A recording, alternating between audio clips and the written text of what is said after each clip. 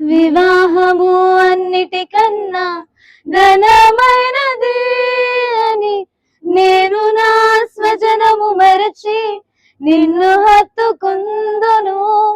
సంఘము క్రీస్తుకు లోబడినట్టుగా నేను నా భర్తకు లోబడి ఉండెదను. నన్ను ప్రేమించి నన్ను ధైర్యపరచి కలువరి ప్రేమే మూల స్తంభమై క్రీస్తు ప్రణాళికలో నీకు సహకారినై పరిశుద్ధ గృహమును నేను నిర్మించెదను.